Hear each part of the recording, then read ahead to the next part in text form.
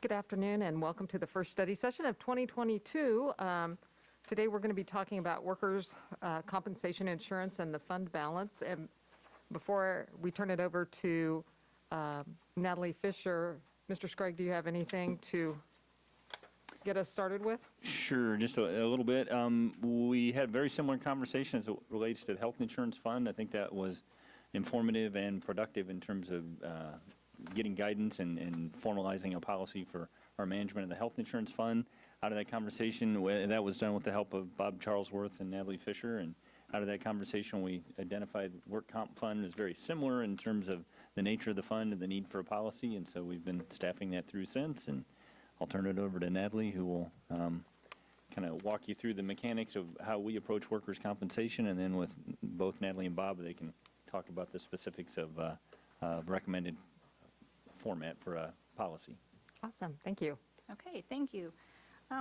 Just to give you a little bit of foundation of how our workers' compensation structure is set up and a little bit about workers' compensation in general. Workers' compensation is a requirement for all employers in the state of Kansas, so it isn't something that we choose to opt in or out of. It is something that we are required to provide. It provides for the care and treatment of any of our employees in the event there would be an injury that was incurred while working. In addition to providing for that care, in some instances it could provide for wage replacement for lost time. And in terms of claims, when we talk about our workers' compensation claims, it includes our medical cost, the payment for those wages when the incident is significant enough that there's time lost, anticipated costs that haven't yet been paid. This is what we set aside as reserves. It's anticipating that there's going to be some additional expenses even though the claims hadn't, or the cost hadn't been assessed right at that moment in time. And these are established by our claims adjusters or our third-party administrator. So in terms of the approach to workers' compensation, there really are two different approaches employers take. It's either going to be fully insured, where employers pay for premiums. Similar to health insurance, you can either buy that coverage and pay the company, or there's the self-insured or self-funded approach. And that involves where those premiums internally are set aside, and then we contract with third-party administration, and then also receive a permit from the Kansas Department of Labor. And by getting that permit, one of the requirements is also securing stop-loss or excess workers' compensation insurance policy. It's just to provide some financial stability and insurance against the fund being bankrupted by bad claims or bad claims year. When I say how we do this, the city of Salina is self-funded. We do set aside money through payroll each period, and then the amount is assessed by the job functions. We contract with a third-party administrator. Our current administrator is CCMSI, and we have been with them for several years. We do pay them to process all of those claims, to file reports with the state,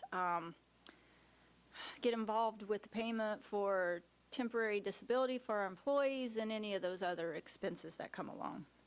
And they also do some reviews of the bills to ensure that we're getting the network discounts and those type of things, just to make sure that we're not overpaying for those services. And then the excess coverage, we do contract with or secure the coverage through MWECC, Midwest Employers Casualty Company.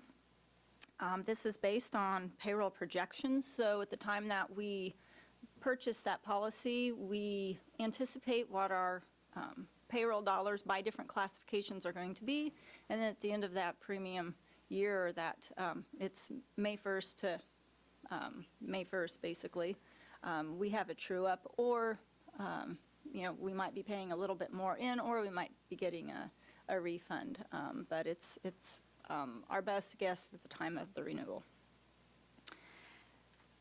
As far as the excess coverage, this is an area that is becoming a little more volatile and has been very interesting in the last few years. The excess coverage is purchased on the premise of the self-insured retention, or the SIR that we refer to in your materials. And this is a per incident amount. So whether it's one employee or whether it's several employees involved in a single incident or accident, that is where that dollar amount threshold comes into play. And currently, our coverage is $500,000 for all of our employees, with the exception of our sworn police and fire. And last year, you might recall, when we renewed coverage, we were forced to go to a carve-out of $750,000. And that's significant compared to the risk that the city of Salina has been exposed to over the past many years. Again, it's per incident or accident, so the responsibility would be for anything that would happen. So, for instance, if 3 of our firefighters were to be in an accident fighting a fire on it at a certain time and date, then that would be considered the single incident. It wouldn't be $750,000 assessed per individual. That would be the incident. And over the past 15 years, we have had the fortunate trend and the experience that we have not had any one claim or incident cause us to exceed that threshold. To give an idea, when I say this has been a little volatile and has forced us to take on more risk over the past couple of years in particular, I did provide the history since 2007 of what that SIR has been. So you can see that we were at $300,000 for several years, and that's been forced up. When I say it's been forced up and a little more volatile, we have not had the ability to keep the coverage when we've opted to go incrementally higher. The nature of the excess coverage, they aren't offering lower SIRs than that, so we've been forced to take that on. And then this last year, like I mentioned, the carve-out, where it's no longer, we didn't even have a $500,000 SIR, but it was forced $500,000 and $750,000 carve-out for public safety. When you say police or sworn police and fire, what percentage of the workforce is that? Is that a third of our people or 40%? That's a good Does question. that include the people that are dispatching or just the Yeah, those people that are in the car? Yeah, good question. The civilians are what we consider like dispatch. The sworn police and fire, I'm going to ballpark about 160 employees maybe total that would fall into that category. So yeah, about a third. Okay.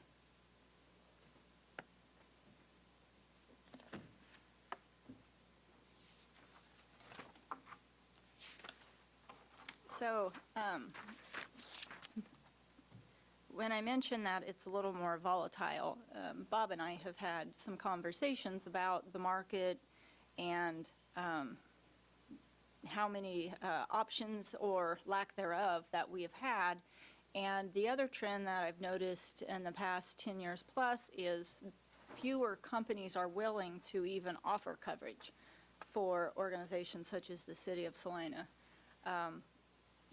We used to have quotes from several companies, and it's dwindled to 2 to 3 at best, and sometimes not even at the retention levels that we wish to even engage in, just because of the significant amount of additional risk.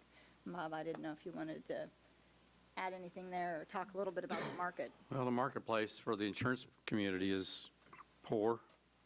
I think for years, we had a lot of public entities that moved to the self-funded market for control, because you'd send it off to an insurance company, you'd have a good year, and you paid all that premium and you don't get any of it back.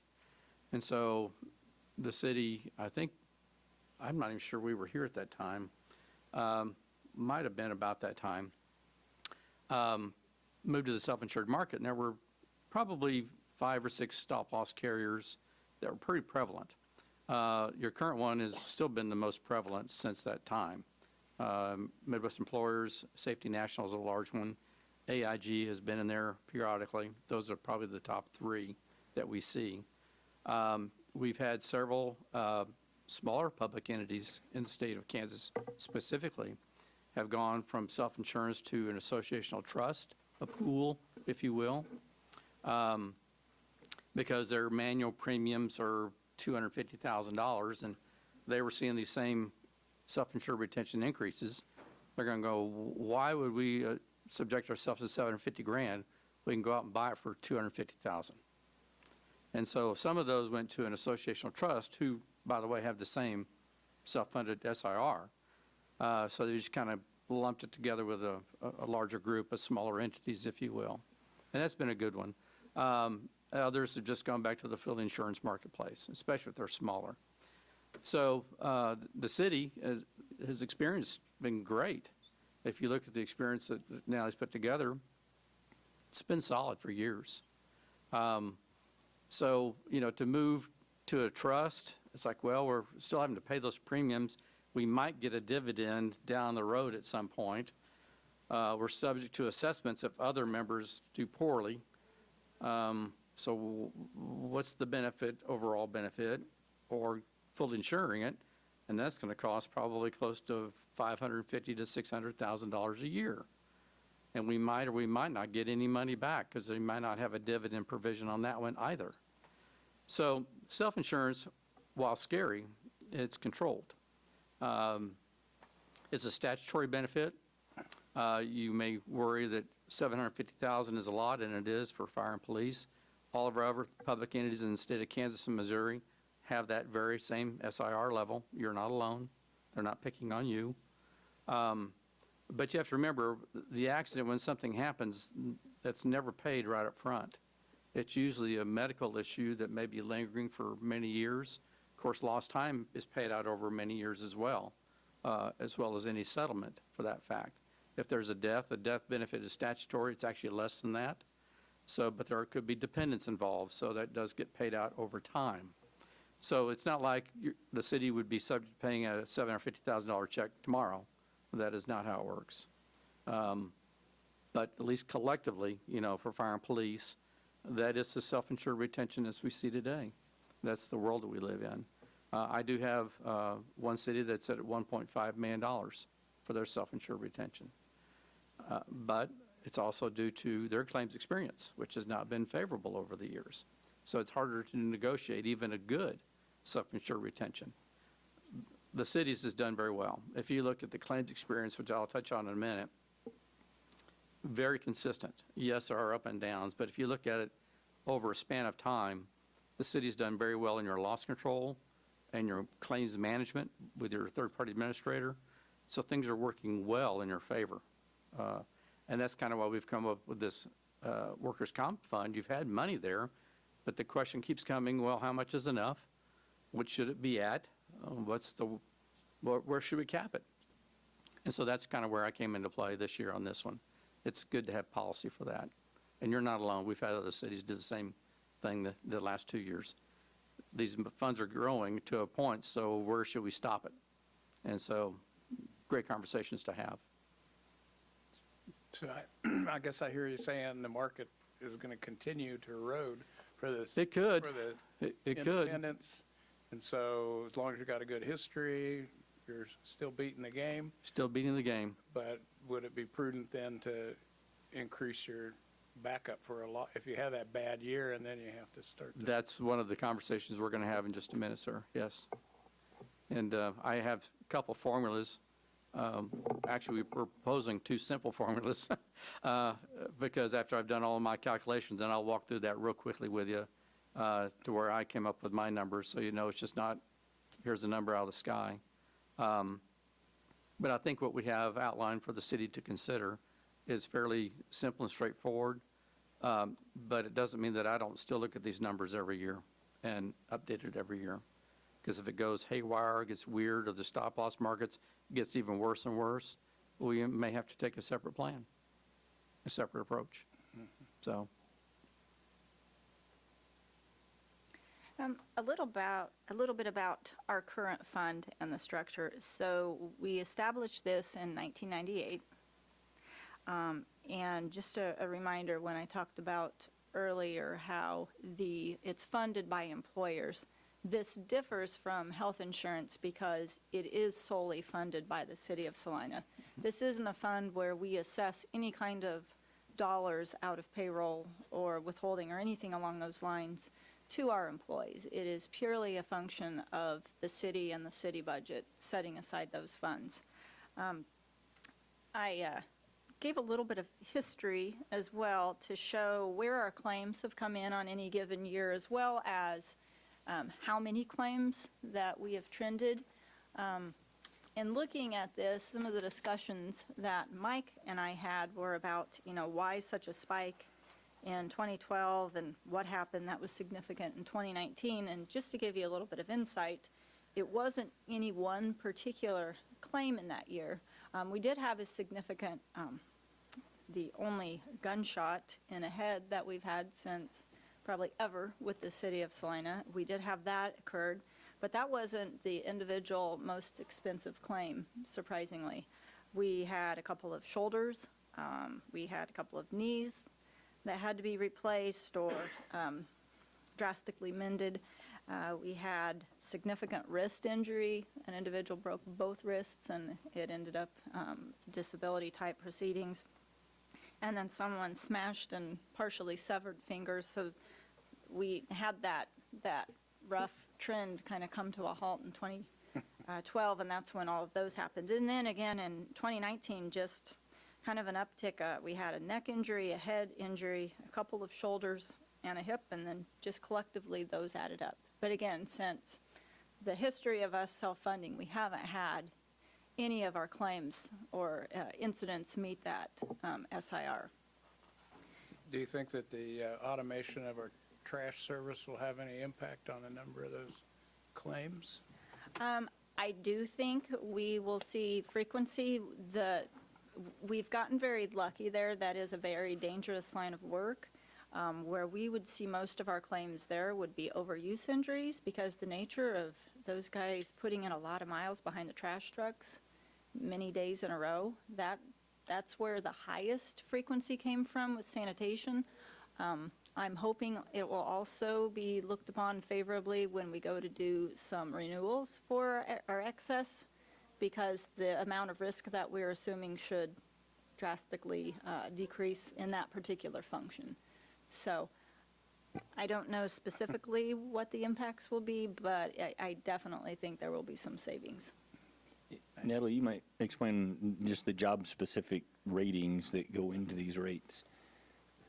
Yeah, so particularly with excess, and I didn't include the list or how it's funded, but they ask us to come up with those payroll projections specifically to the type of work. So those that have clerical roles, people that mostly work in the office, that sit behind a computer, those are funded significantly less or assessed a premium significantly less than what someone who is running behind a sanitation truck or a police officer that's on patrol or someone that works out, on the streets doing asphalt, concrete work. So, again, I don't have the specific rates, and Bob, you might know just from memory on what those are, but by payroll dollars, per $100 of payroll, there will usually be a small dollar amount, and in some cases not so small, assessed and then calculated to come up with, here is the total formula. So the more automation we can do. But it goes by Staffing. dollars, not by job classification or type of work done? It goes by both. Both. Both, okay. What you'll do is by job classification, that's what they call a class code, and let's pick on, I think police is code 7720, and fire is 7704. I'm going to get something wrong here, I'm sure. And that rate per 100 is about $5 per 100.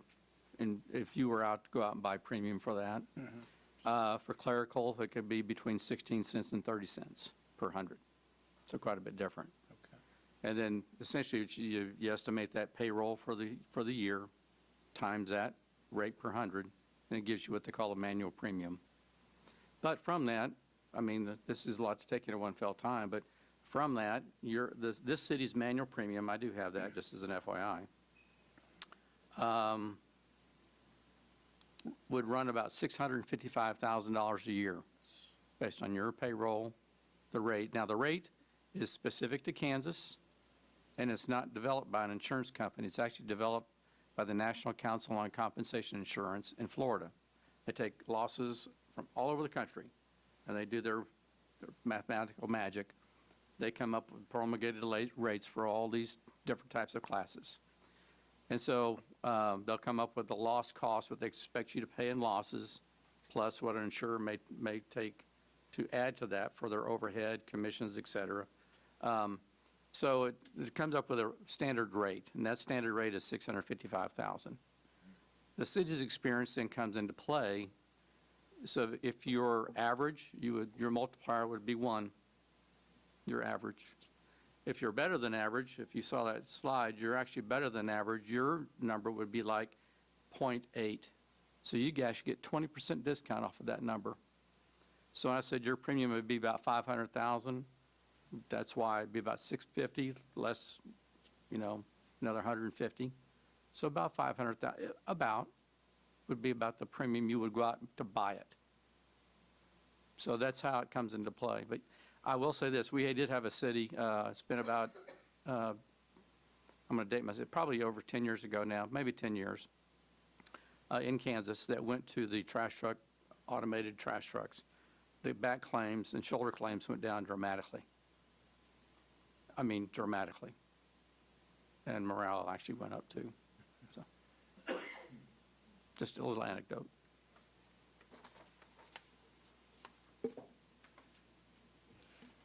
So in terms of how we have set up the fund, in addition to setting up dollars during the payroll process that get pulled over or assessing those dollars to the departmental funds, we have a target fund balance currently, and that's at $750,000. At the end of October, we were looking at $736,841. When we take a look at what was budgeted both for 2021 and into 2022, we were intentionally trying to reduce the departmental contributions because we were above the fund balance.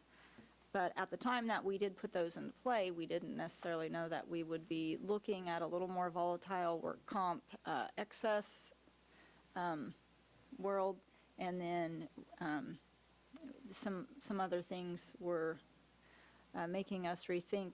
We hadn't had those conversations about what that fund balance amount should be, and we hadn't yet explored coming up with a policy rather than just making it a pure function of the budget when we're 18 months out many times from what we might be experiencing in terms of the dollars in that fund.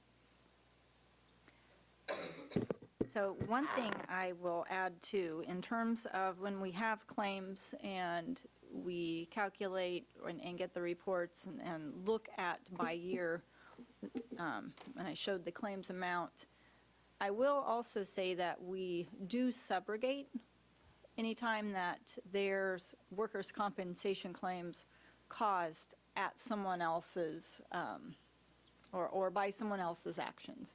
So, if there's a criminal that decides to roll up a police officer's arm in the window and take off and drag him and injuries are incurred, we do attempt to subrogate those medical funds to offset the city's expenses, understanding that we don't think the taxpayers should have to pay for that if someone else directly caused those injuries to be incurred. It doesn't mean we always get the funds that we go after, but we do put efforts forth to subrogate and go after any of the funds that we can to offset the expenses. I had a quick question. Earlier, we talked about the claim reserves being set out there for potential claims. Does that net against the target fund balance? We don't currently have those claims reserved netting against it, and that might be something that we take a look at as well for policy. Currently, we're fortunate enough that we don't have large reserves, but depending upon any given month, those could fluctuate based on when an accident occurs and we don't know what we might be dealing with or the impacts on a particular employee. So we have a claims reserve, but it really doesn't affect us until the actual claim hits. Right. It's, we do the claims reviews and we do our best to close them out, but those really fluctuate. So it hasn't been a predictable, stable number. It really fluctuates, I want to say by claim and by month, and what we're able to close out and settle, those type of things. And as we get further into the math of a couple of the formulas, you're going to see a discussion about how the insurance company identifies that and then how we would take that into account.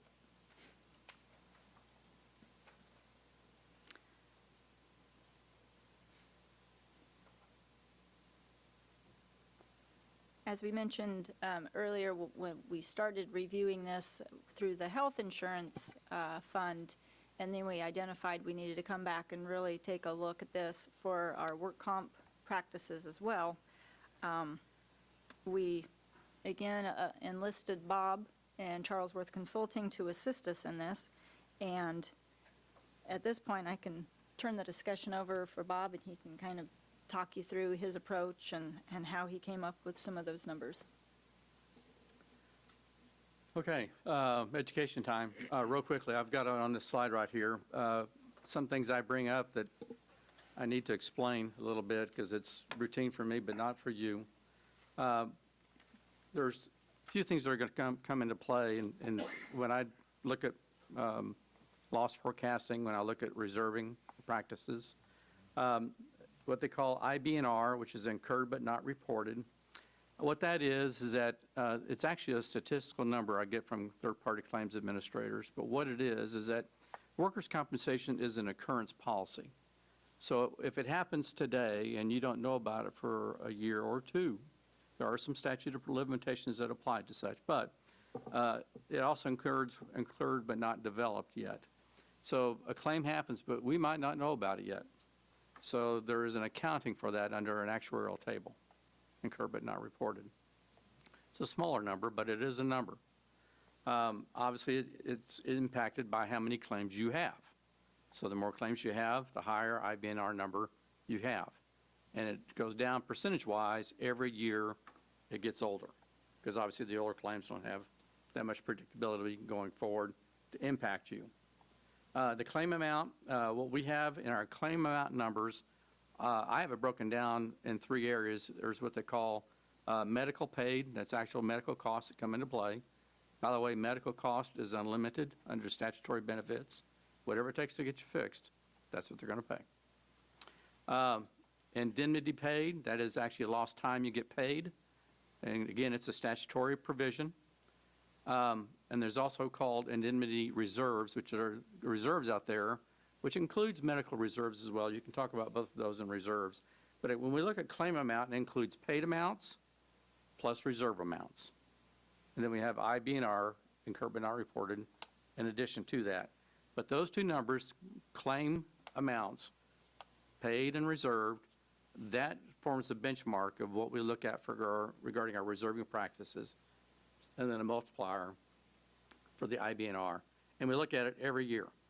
I personally use the last 5 years in my projections. Anything older than that, we'll keep in reserve. We know those claims are out there. They fluctuate very little, usually go down because it gets better known or it might get closed out. But those are monitored. And the last one is called aggregate. You may recall the city has an aggregate on their health plan, very similar to workers' compensation. The plan that the city has does not have an aggregate on it under workers' comp. It costs premium. The chance of hitting it is very difficult. The aggregate amount is 140% of manual premium. That's $655. It's another 40% on top of that. Chances of hitting that are just, wow. It could happen, but it's difficult. And it costs a premium to do that. But I still use that as a barometer for when I look at worst-case scenarios on a maximum funding level, if we had it, or even if we didn't. An insurance company's going, this is worst-case scenario. So to me, that tells me that's a good number to keep in the back of my mind. What's the worst case? And so while it doesn't apply contractually in a policy for the city, I still use that as a barometer because those underwriters are pretty smart. So those are some terms I wanted to at least let you know on when we go through some of the next numbers. Next slide, please.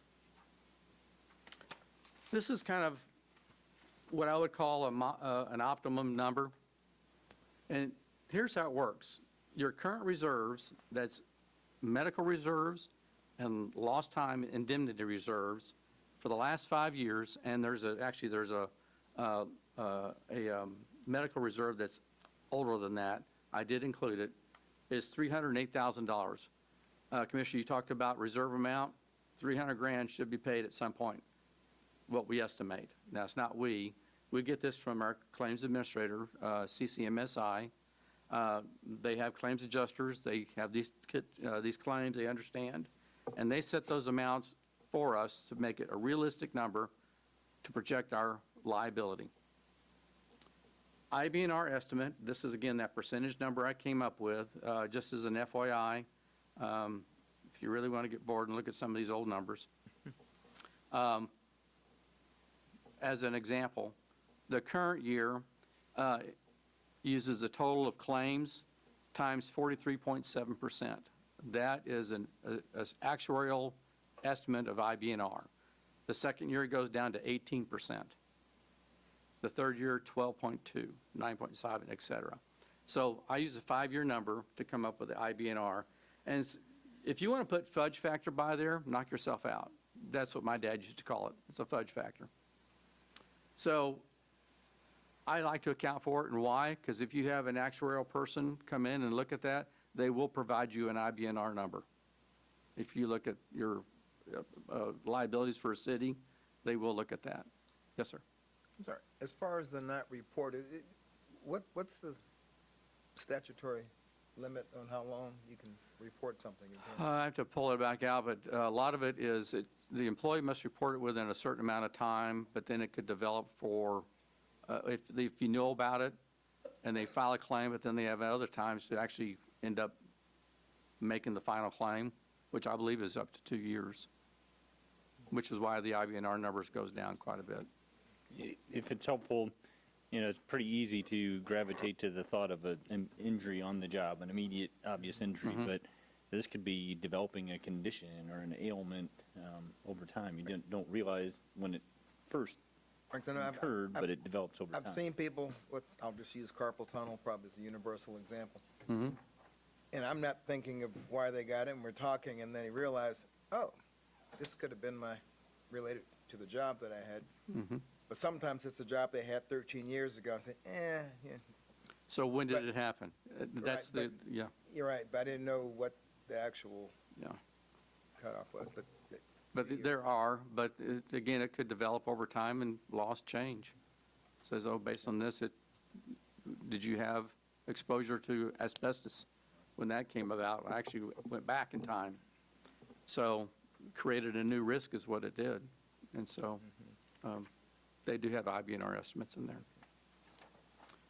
Third-party administration, management account, it's about $50,000 a year. The average, this is actually for current claims and legal costs, et cetera, so that's a kind of a rounded number. The average high and low of a 5-year paid amount, whatever the city actually cuts checks for. So in other words, when I look at a fund, I look at, okay, you put money into it, some of it's going to come out because you got to pay claims. On average of a high, low year, because you have the city has a low year of $57,591. It's pretty low. Phenomenal year. Then you had one at 310. Okay, well, which one do I budget for? So I take a high, low, and then I average it. The annual stop-loss premium is about $85,000, and the annual third-party administration fee for the contract years is a little bit less than $25,000. So as you can see, $849,000 is what I would calculate an optimum fund balance to be. Go ahead and go to the next slide, if you would, please. So I thought, okay, give me a simpler answer, Bob. And so I said, okay, fine. We actually have a couple of cities that do this. They say, okay, what's our worst-case scenario for an SIR? 750, plus an annual amount of our claims administration and stop loss. 860. How I got within $11,000 of my number, I have no idea in the world. I'm not that smart, I'm sorry.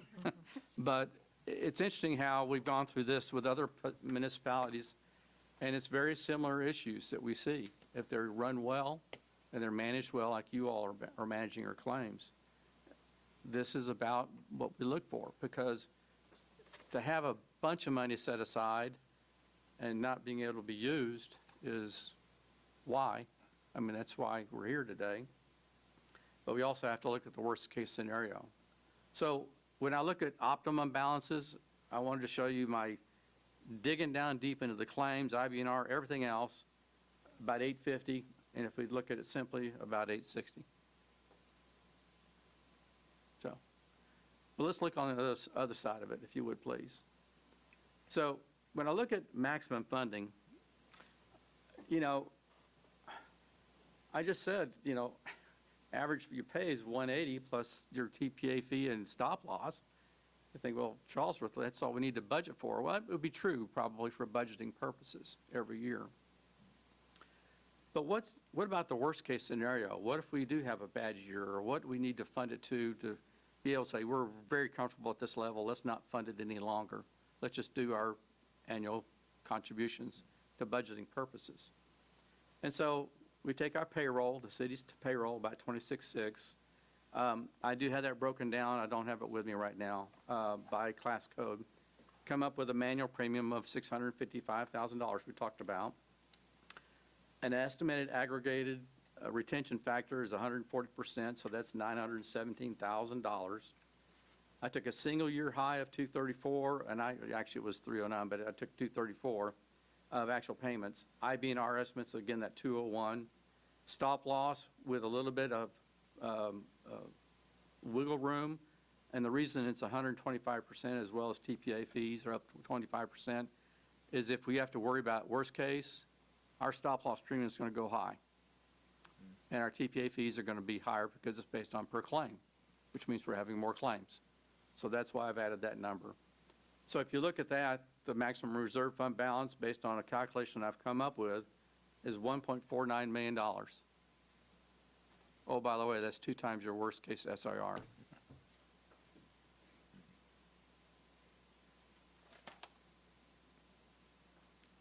And no, I didn't work it backwards that way. It's just how the numbers came out. Does the stop loss kick in if you have a certain number of incidences, each reaching the maximum? No, does not. That's where the aggregate would have come into play if we had multiple issues against that one claim year. Okay, that's what I wasn't sure if I was hearing you say earlier. That is. Okay. And, you know, the renewal comes up in May. We're going to ask for what the amount would be and see what the premium is. It doesn't hurt to ask. It costs nothing to ask. And that way, not only do we get what I've come up with, but we also get what the stop loss carrier would come up with. And they may say it might be less or more. It might be cheap. At the 750 level, it might be very inexpensive. I don't know. But it does come up 5-1, and we're going to ask. That will we know if we ought to buy it or not, like we do on our health insurance. It's sleep easy coverage, if you will. Right. Like that term. That's what it is. It just matters how much that sleep easy is going to cost you. Right. So, but if it's, you know, $5,000, well, that would be easy money to spend. I hate spending city money, but in the budget world, that might be good dollars to spend, to know we have a cap and what that cap is. But we will find that number out for you before 5-1. So I put this recommendation together. If you like it, fine. If you don't, that's fine too. I mean, we're here to just discuss it. But to me, the optimum fund balance would be 1 time the largest SIR. plus the stop-loss premium and annual TPA fee. That was that $860,000 number. And then the maximum is just 2 times the SR amount, very simple. Again, I'm not going anywhere. Hopefully, the city keeps me around, but we look at this every year. And if it gets skewed, obviously, you need to know. If the market gets worse, you need to know. And we may have to say, this is not the path going forward. And then we'll have to address it at that point. Just remember, this is an occurrence policy. So if the city ever moves to a fully insured program, a self-funded associational trust, or whatever, anything that happened back in time up to that date is still your responsibility. Just so, in other words, don't spend all your reserve fund the day you change. So, And so right now, for 2022, we've projected our budget fund balance of $652,000. So we've got some, should this policy be adopted, we've got some significant ground to make up. Do you have any sense of how long it would take us to get to that minimum number of 860? I mean, I see that we've got the departmental contributions of 250. I mean, does all of that go to building up that fund balance then? I think that's part of the discussion and the decisions that we have to make. I mean, we did Yeah. talk about the approach and how we move the needle on where Right. we're at and where we want to be. It's a very appropriate question. It really kind of gets to the root of why we wanted to develop this policy for financial planning guidance. Rather than be arbitrary, that we work the rest of the budget and we see what we're left with, this now becomes an intentional part of our deliberations that we have to budget for. And it's another consideration for the governing body as you look at, our overall budget and what we're trying to accomplish. These type of fund balances are the ones that are easy to kind of fall by the wayside or not pay attention to, especially if there's not a lot of clarity on what it is we're trying to accomplish.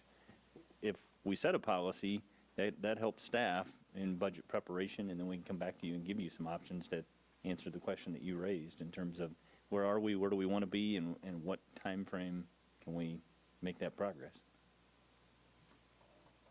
Okay. Any questions or comments about the recommendations that Mr. Charlesworth has provided to us? I mean, does that look like a reasonable framework to everyone? Yep. Okay.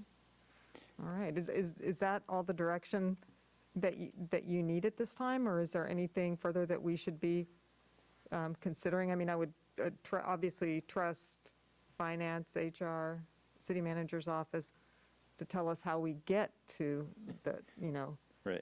this point, but Next what you step need is we from would us? reduce this to a resolution so that we formalize the policy.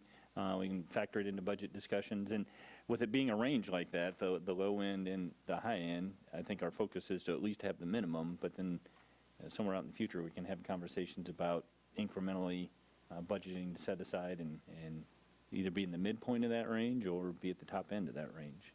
But in answer to your question, yes, I think that gives us what we need. We can develop a policy for your consideration from that. And I do think that the policy may need to have some discussion about what we're trying to accomplish to meet the minimum and then what strategies we might employ between the minimum and the maximum.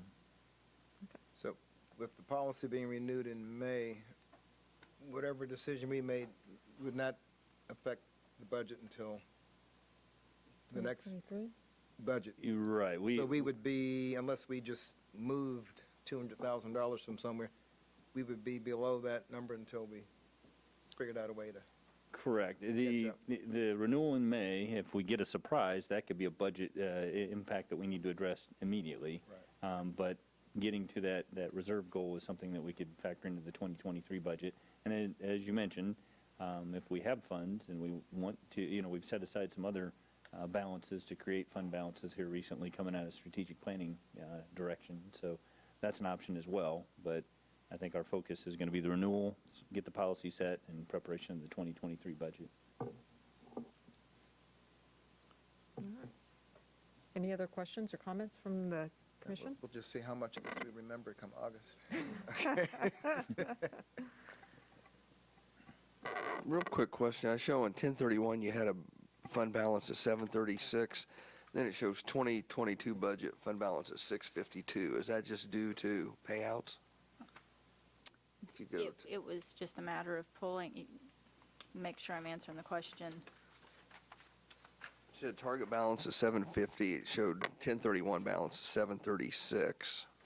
Then you go to the next page, it shows 652, 396. Right, so it was just a matter of what funds were anticipated for the 2022 budget. So they're not necessarily, those aren't related to each other. It was at the time that the 2022 budget was adopted, we were above the target fund to the point that the departmental contributions, the funding were reduced because we had excess. So that's why the anticipated fund balance, and I don't have it in front of me, but I want to say the 20. So that's an 20 estimated actual- fund balance. It says fund balance, but it's an Yeah, it should be- estimated fund It balance. should be Okay. projected or, yeah, that's not a 2021 typo or anything. That was just what the budget adopted. And Commissioner Davis, I believe you asked about the statute of limitations for employees. State law does say that claims may be denied if an employee doesn't report within 20 days or 20 days after the injury or I believe, traumatic onset of an injury happens. So that doesn't mean that automatically would, but if an employer has reason to deny a claim if there's been too much time has passed, that is something that can occur. But it's lengthened if the employee first finds out that it's related to the work injury, I'll just say a year later. Yeah. That's when maybe the 20 days kicks in. That would be my presumption. So you do have to keep money around for Right, a couple of years. yeah. And if you get, I mean, it's like all claims. You know, if it's something that's occurred over time and finally it festers to a point, it's like, my knee's gone. Well, why? Well, I jump off trash trucks all day long for 20 years. Well, so file the claim. So it's filed, it gets reviewed, an adjuster looks at it, goes back and says, yes or no. If they say no, there could be legal and drawn out, who knows what. So, I mean, workers' comp is difficult. It's not like I cut my finger and get it fixed, that's true. But there could be other things as well. And when we do have like a legal claim where there's, there's a difference of opinion in terms of what should be covered versus what isn't, do our representation fees come out of this reserve fund then as well? Yeah, Yes. yeah, It usually Okay. all runs through the third-party administrator. I got you. They Okay. help with those Okay. adjusters as well as legal. Right. I got They'll you. also do subrogation, and they'll also do, we've actually asked them to do exploratory of questionable claims. Well, they'll go back and they'll hire a private investigator. But in addition to the third party, we engage Clark Meisen Linville as our legal counsel to assess and advise as well as and negotiate in certain instances. Okay, and I think that kind of was my question is, do those fees get budgeted and to- paid from this pot of money versus Yes. just our normal legal fees? Yep, those do come out of work Okay. comp. Okay. One other service that I don't want to say we frequently opt for, but we have used on several occasions when we think there may be a more complicated claim or an individual might provide the impression that they need assistance navigating the care, is our third-party administrator provides a nurse care manager, a nurse case manager, so to speak, a case manager that's on them and may attend the appointments with the employees, to just make sure that they're hearing everything that the doctors are providing them, and to act as the go-between, and sometimes almost act as a coach for the employee, and to make sure that they understand what's needed and what the next steps will be, because it is a little bit complicated, and especially if there's numerous specialists involved, that might be some of the scenarios too. But we have found that it's very beneficial, both from the claims management standpoint, but also the employees that have had those individuals assist them tend to be very appreciative. Thank you. Anything else? Well, you got us through it with time to spare. Thanks for No, your absolutely. time today, Mr. Charlesworth. And Thank you for having me. you bet. W- And we I guess debated we'll the see you start- in May. We debated the start time, and it looks like we fell right in between, so I apologize for the downtime, but Oh, I wanted to make sure, I didn't know what to expect in the way of questions. all right. Well, thank you both very much. Thank you. Appreciate it. And I guess we will adjourn until 4 o'clock.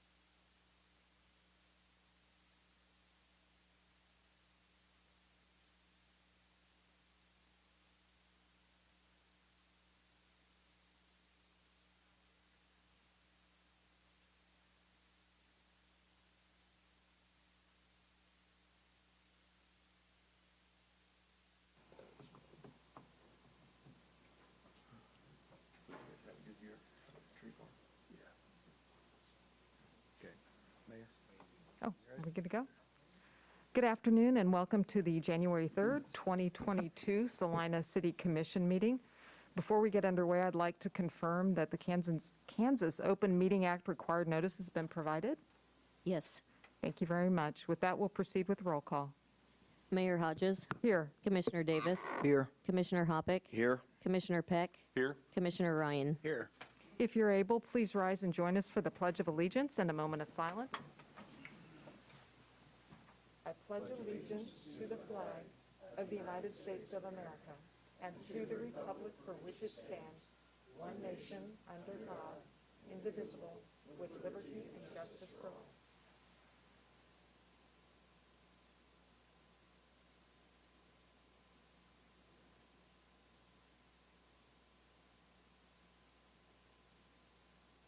Thank you.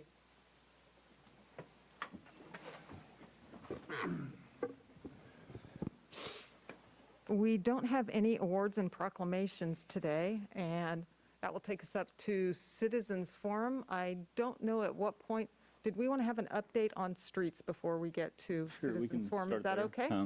okay? A number of you asked kind of for a status update, and I would say that city manager's office and public works staff met in leading up to the winter in terms of kind of staffing and our snow removal plan, looked at the plan that we had in place and updated it.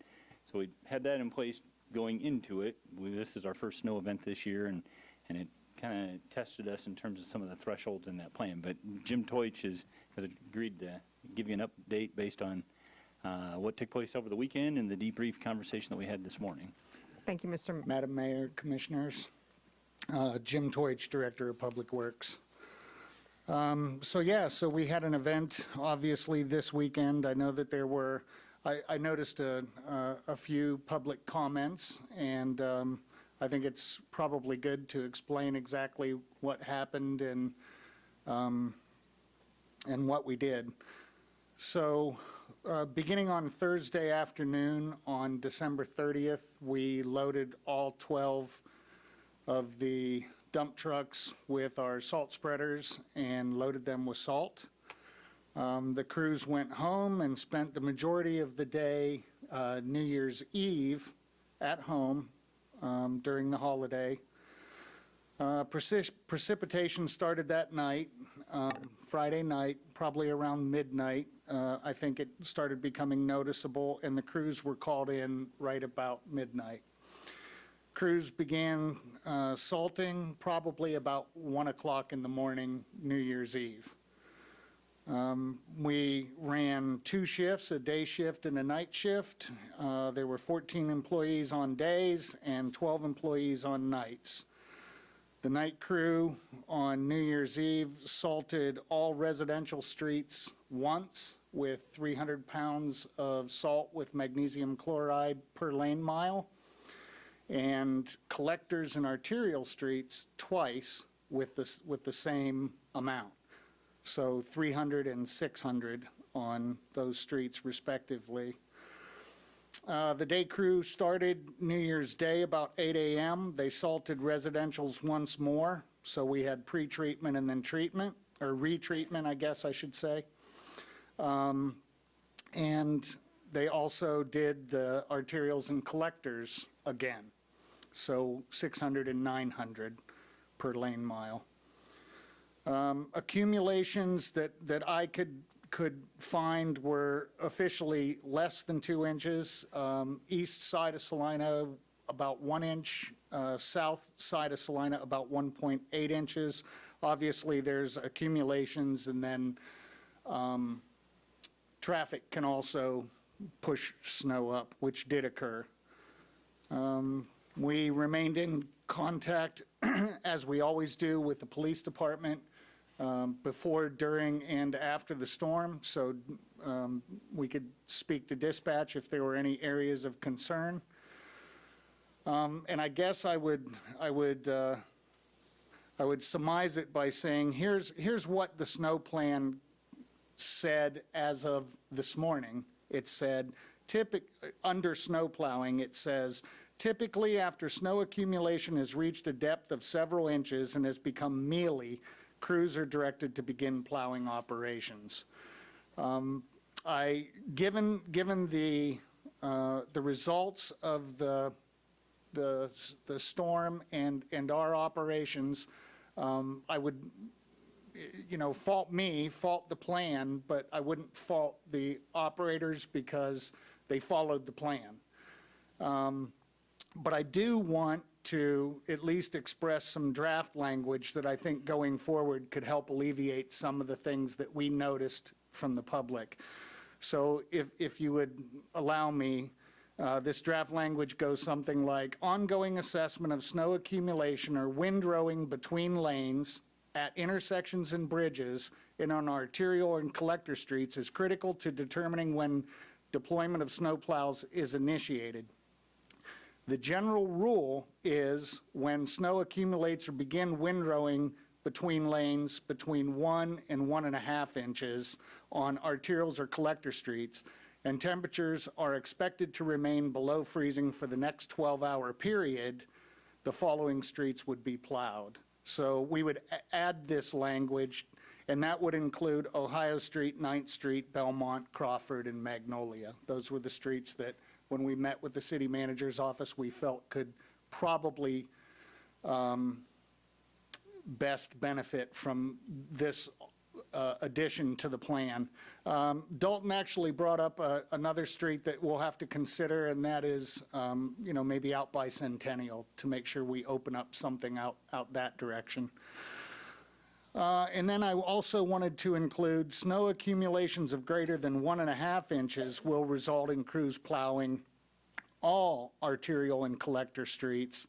Snow accumulations of greater than 2 inches, this is currently in the plan, but it would stay in the plan, will result in crews plowing arterials, collectors, and residential streets. So 2 inches has typically been our cutoff. If the snowfall amount is less than 2 inches, we typically do not plow. So while we pre-treated the streets and we retreated the streets, we did not initiate plowing operations.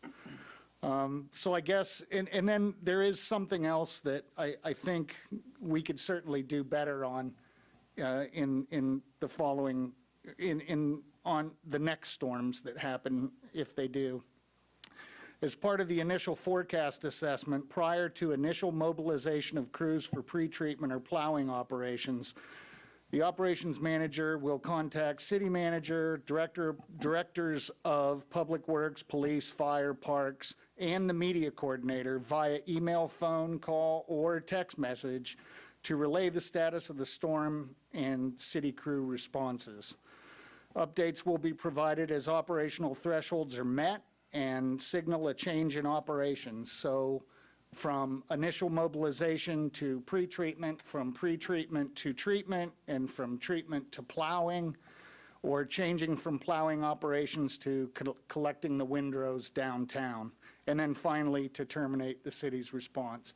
One thing that we certainly should have done and could have done better was better public outreach. So I think in the end, it was 600 per lane mile on residentials, 900 per lane mile on arterials. This is typically an application that we would do for a 4 to 6 inch storm, probably. Just doing some quick math while I was sitting back there, I think that's going to equate to somewhere between 250 and 300 tons of salt. So the next question is, we do have a couple of trucks on standby in case dispatch calls us out because of areas of concern. So we do have a couple of employees that are ready to go as well. And I think that's pretty much it, if that hopefully answers your questions. Thank you. I really appreciate the kind of after report on the snow. And I want to make it clear to you and to your staff, it's not, I mean, my intent in contacting the city manager was to pass along the concerns that I'd received. It's not to assess fault. And as a matter of fact, we are incredibly grateful to Public Works staff for spending their New Year's Eve and their New Year's Day doing the pre-treatment. At the same time, I was doing a lot of spinning on Belmont yesterday, so I appreciate the acknowledgement that maybe we can do some plowing as well as the treatment. Yes, ma'am. Any other questions for Mr. Toy? Just two, one is just out of curiosity. How much salt is displaced when you plow? How much salt I mean, is displaced? Off the when- roadway? I'm sitting there trying to think, now, would I plow it first and then salt it, or would I salt it? Well, when Hope I we didn't have to approached the plow. threshold of that 2 inches, and it was, a kind of a difficult decision, and you are right, when you put down enough salt and mag chloride, do I now want to begin salting, I mean plowing operations, because I'm going to remove a lot of that material. Salt and magnesium chloride both will work below freezing. They will melt snow below freezing, but generally speaking, both require sunlight. And, I mean, we were fortunate today in that regardless of what the temperatures were, I was just hoping for sun. But that kind of drives one of the very difficult questions that we have to ask ourselves: are we going to stop salting and start plowing, because we could remove a lot of the pre-treatment that we've put down. And we like to pre-treat the salt with mag chloride because that blue ice will stick to the road better, and if we plow it, we would remove it. So, yeah, that was one of our concerns for this storm. And just one other, it's more of a rhetorical question. Have we thought about having a designated location for dissemination of the information? Years ago, if schools were shutting down, there was a certain radio station, all the kids knew to turn into that radio station. Have we developed that We go-to place yet? Right. It depends on the message. We have the opportunity for a press release, which would get it out to the media in more of a formal way. The communications that Jim's describing in the way of updates are typically we do that by social media and on our website. So it's more of informational than it is, key information that we want to make sure everyone receives. If we, push to citizens, hey, in situations like this, go to the city's website or social media, just so that folks do know there is a location that they can access to get up-to-date information. I think we can, both the media coordinator as well as Sydney, our E3 coordinator, I think between those two, that's a good idea, and I don't currently have that in the plan, but I do like the idea of saying, for information about this forecasted storm, please go here. And It we might could, also we be- could put that in the initial news release.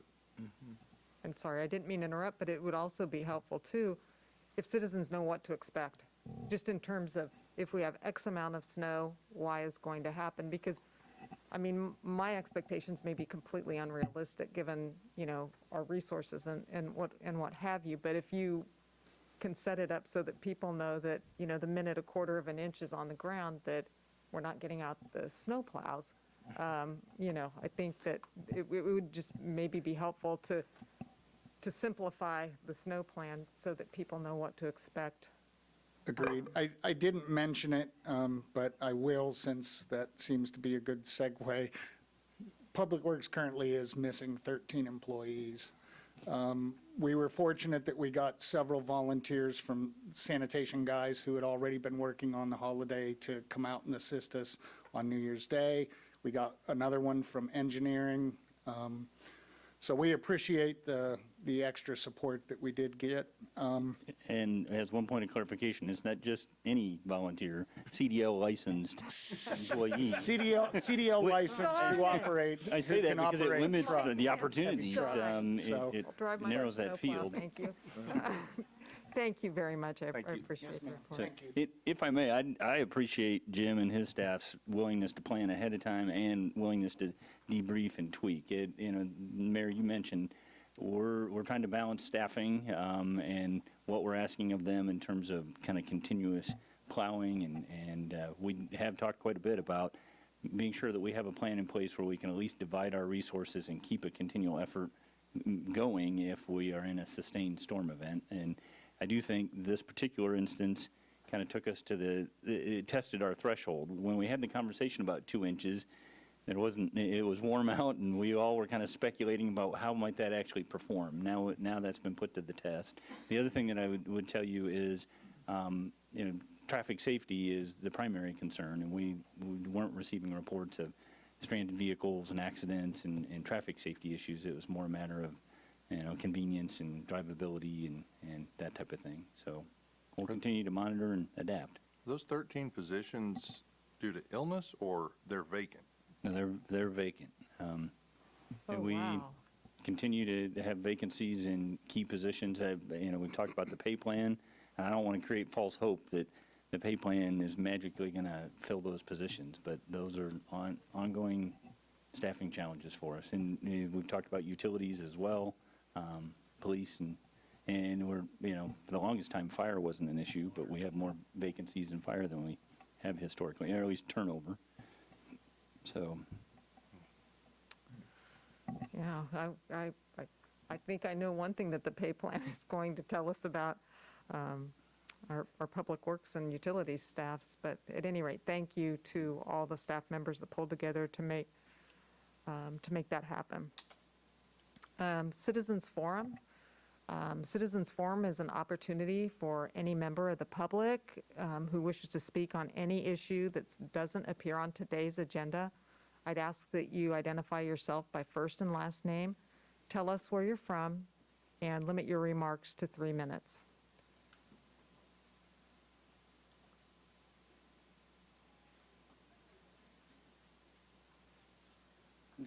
Dalton McDowell, Salina. Another thing you guys could look at, since you're 13 short, I know you're not going to want to do this, is having subcontractors, and cities do this. Grand Island, which is about the same size, I believe they still do it.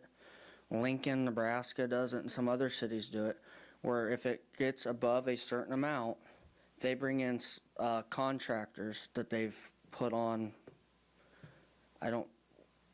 with graders and stuff, so it'd be dirt or moving equipment. That is a possibility that you could at least have that as a backup plan.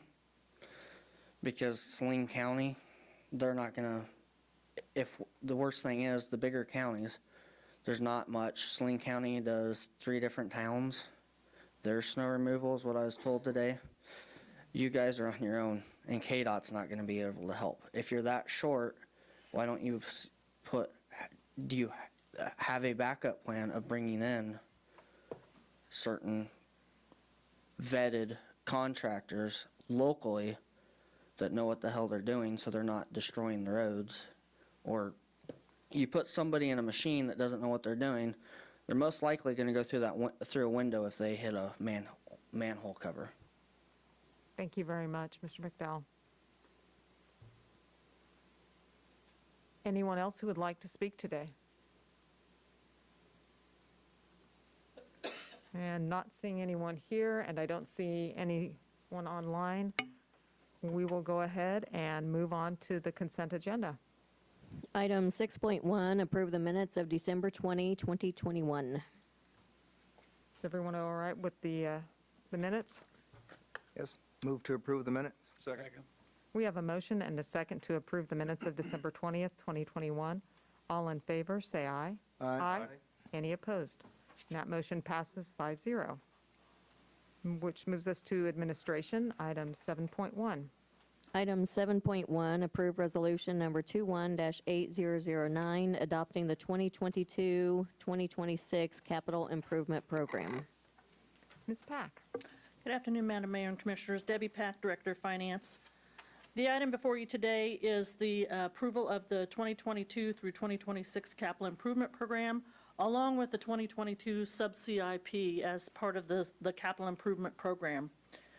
The 5-year program, capital spending program was brought before you on June 28th and July 12th at study sessions during the regular budget sessions. That has not changed since that time. The plan went before the Planning Commission on December 21st, and they approved it with Resolution 21-1. We will be bringing forward an amendment to this plan after the recent study session on the solid waste capital plan. There was note in there that there will be they're going to propose a building be built at the General Services. That was not included in this plan, so that will be coming forward to you later. It's probably in the first quarter of 2022. The 5-year plan has one additional project on it that was not on the current plan, which was the relocation of Fire Station 4. For 2022, that funding is limited to design only. That will be funded by general obligation bonds. Also included in the 2022 year plan is the final construction phase of the Smoky River Renewal. We will not probably fund that until we get closer into a decision with the Corps of Engineers. However, we have had it on our plan for several years and have left it on there just as an improvement at this stage. Going forward in 2023 is the construction of Fire Station number 4, along with the annual projects that we have on here that are cash funded, which are the hike bike trail, the parks improvement plan, and the street improvements, along with the utility water line improvements that we typically have in the 5-year plan. Going out beyond 2024, we don't have any special projects included in there at this point. Staff will be bringing those forward during the budget process in future years. The other part of the approval of the capital improvement plan is the sub-CIP. During the regular annual budget process, City Commission approves the level of spending out of the budget, but typically does not have the detail of what that spending will be brought forward to you as. And this is the point where we bring that detail to you. As we mentioned back in the budget process and later in the fall this year, historically, there have been some subsections that did not spend all their funding. So in October, we brought you a resolution to establish some reserve funds for the building and facilities, parks, streets, and vehicles and equipment. So we are actually bringing forward detail that will include spending part of those reserve funds as well as the annual allocation that we have for those funds. Let's see. So I will stand for any questions at this point. You had the detail. If you have any questions on the detail of that spending, or if you have any questions, I will note that anything over the city manager's $30,000 threshold will come back to you for approval when those commitments are bid, and also anything that is obligated with general obligation bonds or temporary notes, those will come back to City Commission for approval during that process. So we've set aside 4 options for you to approve Resolution 21-8009, adopting the 2022 through 2026 capital improvement program. Approve it with amendments as you deem appropriate. Postpone consideration and give us direction as to what we can provide you for additional information, or do not approve it, which then results in not having the authority to move forward with these projects. I would stand for any questions on this item.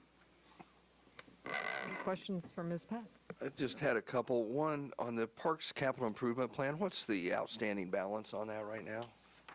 We actually will be transferring $2,020,000 into that reserve fund. They did not spend, which included everything up through 2020. We did this process during 2020. We did not include 2021 because at the time we didn't know what would be unspent. They have an unspent fund balance of $390,000 in 2021.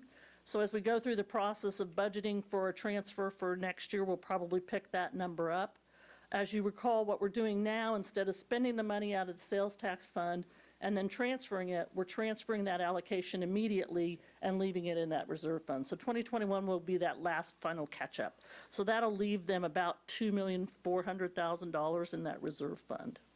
And not to interrupt, but would like to take the opportunity to acknowledge that this is an example similar to utilities where we have funds allocated and we're having a difficult time internally at the staff level getting projects teed up and bid and spent. We are making, even though we're in transition with Parks Director, we're making an asserted effort to get the Bill Burke project out, get the specs out and turf. The building maintenance staff have kind of done a pilot project on epoxy flooring. If you remember, that was an initiative that we talked about.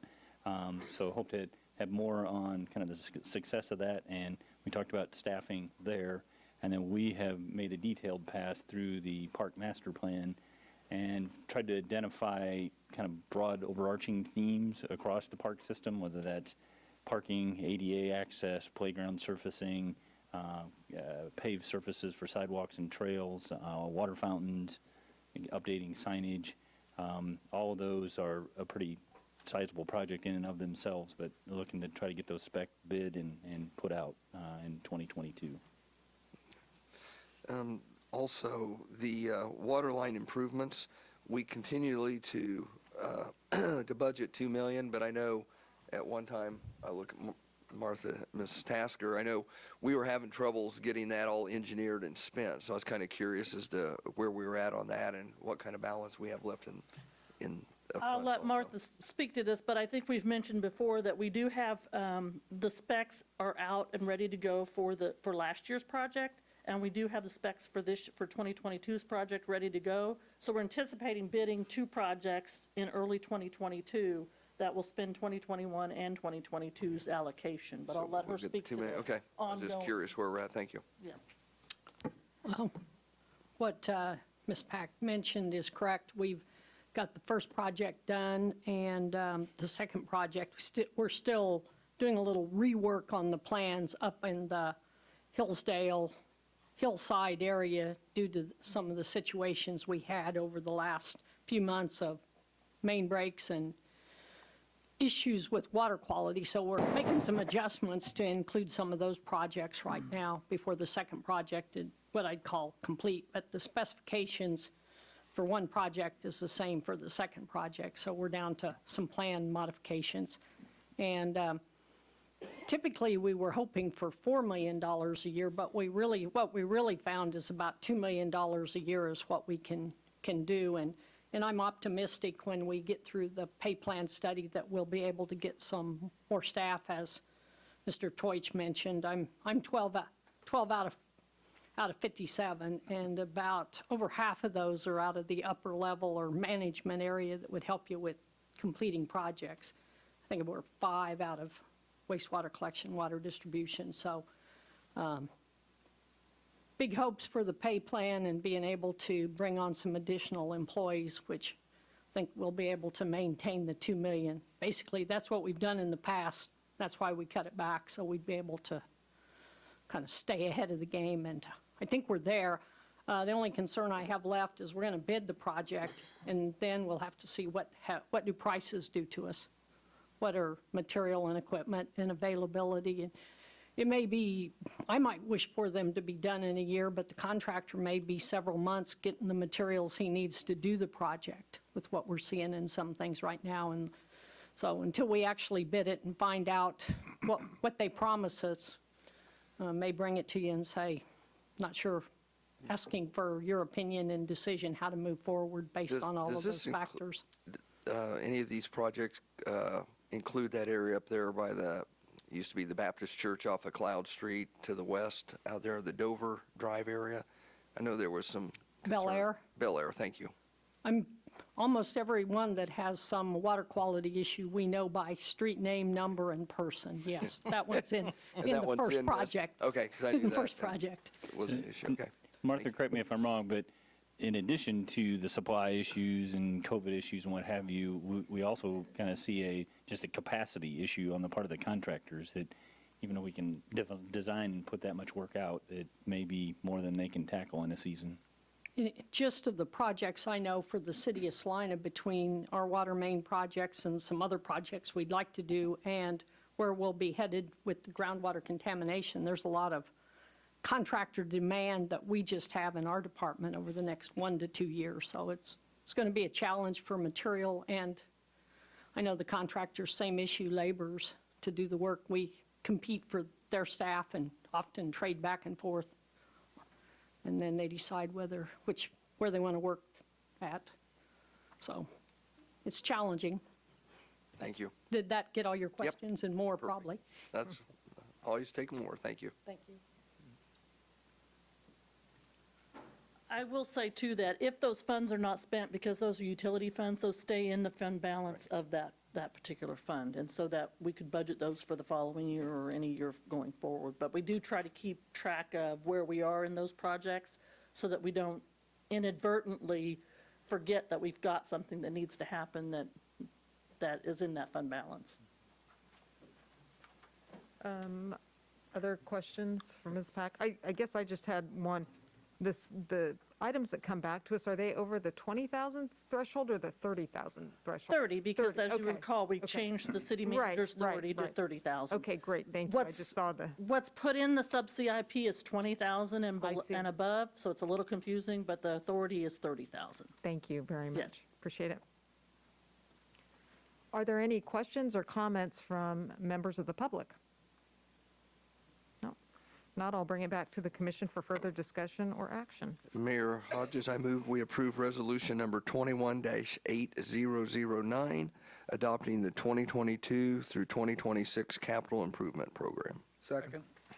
We have a motion and a second to approve resolution number 21-8009. All in favor, say aye. Aye. Any opposed? That motion passes 5-0. Item 7.2. Item 7.2, approve resolution number 21-8010, establishing certain financial policies for the city of Salina. Ms. Pack. Thank you. Debbie Pack, Director of Finance.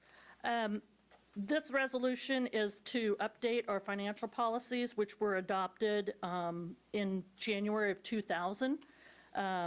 Changes to the policies are pretty insignificant in most areas. However, the investment policy, we've made quite a bit of change to. The reason for that is that currently the city of Salina is bound under KSA 12-1675 for their investment powers, which basically limits us to specific investment tools and a time period of 2 years for our investments. With the addition of the money for groundwater remediation and some of the fund balances that we're seeing now, we're hoping that we can apply for expanded powers under 12-1677B, which allow us to carry our investments out for 4 years. And if you look at a yield curve, typically the curve on the yield increases over 1 year and 2 years, and then it gets a little bit steeper curve when you get to 3 and 4 years. So our ability to earn a little bit more interest comes with that extra time of investment.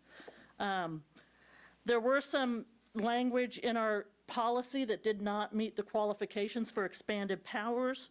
Those specifically were the quality and capability of investment staff, having an annually approved policy, the existence of a committee, the use of a periodic rate shock analysis, which looks at what your investment would do if the rates changed throughout the time period of the rates. So we've changed those, we've added those, and under those, that language, we will then hope that we can submit our application to the Kansas Pool Money Investment Board, and that we can get approved for that expanded powers.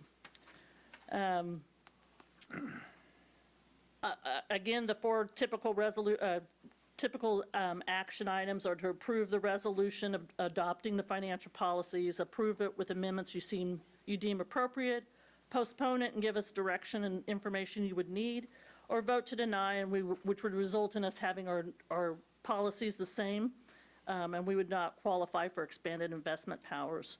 Staff recommends option number 1. I would stand for any questions that you might have. Any questions for Ms. Pack? I know it was an exciting reading.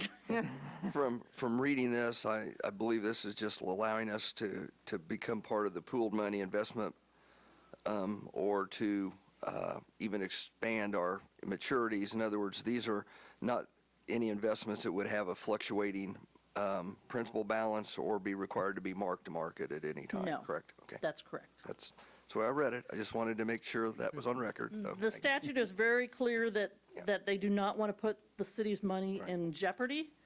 So and you'll see that in our policies, that security is one of the highest priorities for our investments that we make. Do the changes, 4 changes requested, the investment committee, et cetera, do those come with a cost? No. Internally, we'll create an investment committee, which is we have a budget committee already that we intend to use for that kind of voice of look at what our numbers are and look at that. Our financial advisor we already pay them for services, so they're willing and they're able to be our advisor for that committee. So they're going to be able to look at us and say, okay, here's what we're thinking about investing, and here's where we're thinking about investing it, and they'll be able to advise us with that. So none of the changes would include additional costs for us. It'll all be done internally or through our current financial advisor. Yeah, and I guess I would clarify, no financial cost. I think Right. this is another example of us upping our game in terms of financial management and our process. And as I read that policy, it was frankly a little daunting of Debbie's going to have to lead the effort, but we're taking on quite a bit more responsibility, rightfully so, in terms of analysis and internal process and management, all for the benefit of the organization, but there's quite a bit of work there that we're taking on.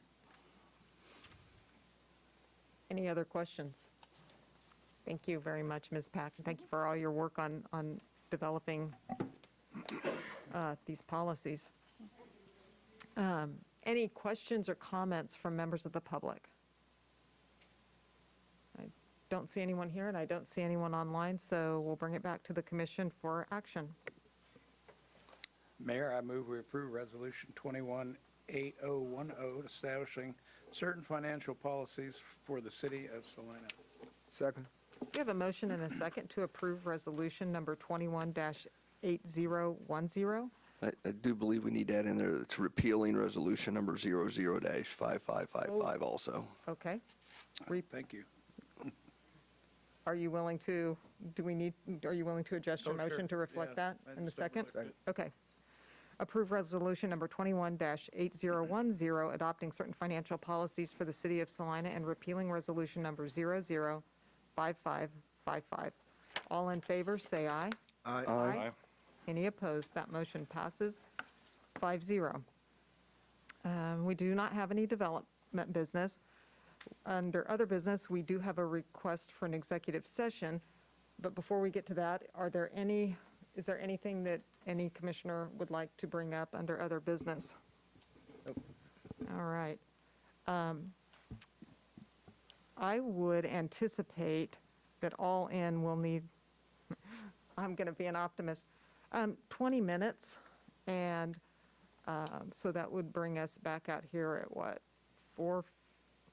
I always have to look to my left, do the math, Commissioner Hoppick. Be about 4:58. Okay, 4:58. And I have asked Ms. Fisher to stand by, and I would ask that City Manager Mike Scriggs stand by, and we do have possible action to follow our executive session. The mayor is ready for a motion. I would move the city commission recess into executive session for 20 minutes to discuss the subject of the city manager's annual performance evaluation based upon the need to discuss personnel matters of the non-elected personnel pursuant to KSA 754319B1. The opening meeting will resume in this room at 6:59 PM. 4:58. 4:58. Is there a second? Or 6:60. Just as long as it's not, it doesn't have a 6 in front of it, Right. I'm happy. Was there a second? Second. Sorry. All those in favor say aye. Aye. Any opposed? And we'll start out with just the commissioners, and I'll give you all a holler when and if we need you.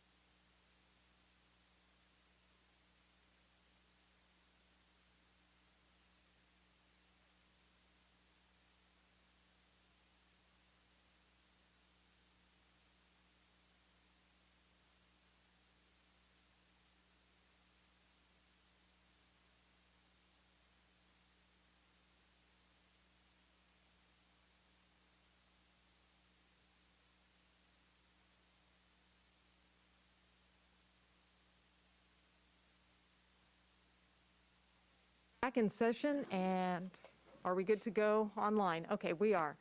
We're back in session, and we are going to extend our executive session for another 10 minutes, and this time, City Manager Mike Sprague will be in attendance with us in the executive session. Mayor, I move the city commission recess into executive session for 10 minutes to discuss the subject of city manager's annual performance evaluation based upon the need to discuss personnel matters of the non-elected personnel pursuant to KSA 754319B1. The open meeting will resume in this room at 5:10 PM. Second. We have a motion and a second. All in favor, say aye. Aye. Any opposed? That motion passes.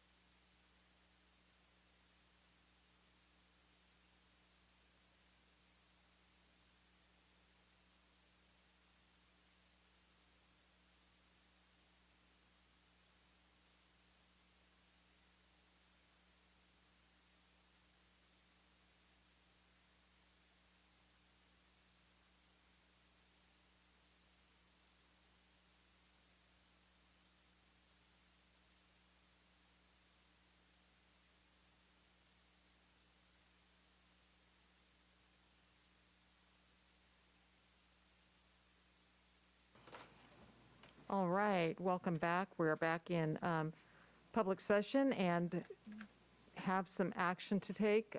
We have recently concluded our evaluation of the city manager. It's an annual review that we do every year, and we have a resolution to consider to award him a 2% merit-based increase. Mayor Hodges, I move we approve resolution number 22-8013, a resolution concluding the 2021 evaluation of the city manager's performance and review of the city manager's base salary and awarding merit increase. Be it resolved by the governing body of the city of Salina, Kansas, the governing body has advised staff of its intent to award the city manager with a merit-based increase of $3,523.20, being a 2% increase to his base salary of $176,160.12, retroactively effective December 16th, 2021, in accordance with the city manager's anniversary date and evaluation due date noted in his employment contract, and that the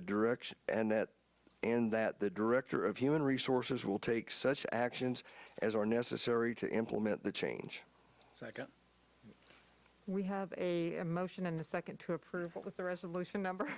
22-8013. 8013. All those in favor, say aye. Aye. Any opposed? And that motion passes 5-0. Having no other business, I would accept a motion to adjourn. So moved. Second. All those in favor? Aye. Aye. Thank you very much. Thank you, Mr. Sprague.